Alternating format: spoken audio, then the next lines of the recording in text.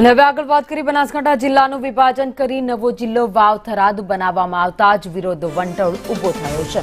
છેલ્લા 4 દિવસથી ધાનેરા, કાંકરેજ અને દિયોદરના લોકો વિરોધ પ્રદર્શન કરી રહ્યા છે।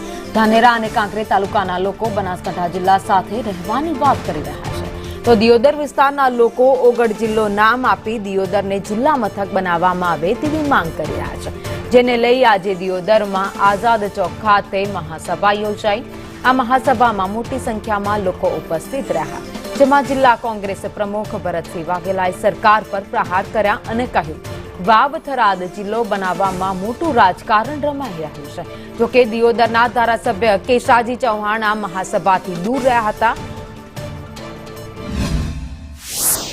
નોટિસમાં ઓગળ જિલ્લા સંકલન સમિતિએ જે આહવાન કર્યું હતું મહાપડાવનું, એમાં વિશાળ સંખ્યામાં કાંકરેજ હોય, દિયોદર હોય, ભીરડી હોય, લાખણી હોય, ભાભરશેર હોય, એના વિસ્તારના અનેક લોકો આજે અહીં ઉપસ્થિત રહી અને આ આંદોલનને સમર્થન આપ્યું છે। ભારતીય જનતા પાર્ટી હોય, કોંગ્રેસ હોય કે સ્વૈચ્છિક સંસ્થાઓ, ભાઈ શ્રી દર્શનભાઈ, જયંતિભાઈ જેવા ન્યુટ્રલ લોકો સ્વૈચ્છિક સંસ્થાઓના માધ્યમથી એમને આગળ કરી અને અમે સૌ આ આંદોલનને આ થયેલા દિયોદરને અન્યાયને અમે મજબૂત રીતે લડત આપશું। જે પ્રકારે જિલ્લાનું વિભાજન થયું તે બાદ હવે દિયોદરને જિલ્લા મથક બનાવવાની માંગ વર્ષોથી હતી અને એ માંગ હવે પ્રબળ બનતી જોવા મળી રહી છે, શું કહીશું? સૌપ્રથમ આપના માધ્યમથી સૌને જય ઓગળજી।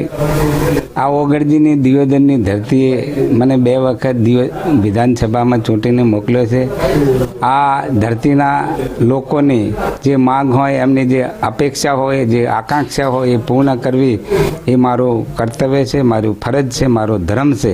જ્યારે જિલ્લા વિભાજનની વાત આવી ત્યારે આ વિસ્તારના લોકો દ્વારા, જુદા જુદા સંગઠનો દ્વારા અને જાહેર જનતા દ્વારા જે મને રજૂઆત કરવામાં આવી એ રજૂઆતને મેં યથાસમયે રાજ્ય સરકાર, રાજ્યના વહીવટીતંત્ર સમક્ષ મૂકેલ છે અને હજુ પણ લોકોની જે લાગણી હશે એ લાગણી એ રાજ્ય સરકાર સુધી પહોંચાડવી મારું કર્તવ્ય છે, મારો ફરજ છે। એ ફરજના ભાગરૂપે હું આ વિસ્તારની જનતાની લાગણી રાજ્ય સરકાર સુધી પહોંચાડીશ। ધવલ જોશી, સંદેશ ન્યૂઝ, દિયોદર, બનાસકાંઠા।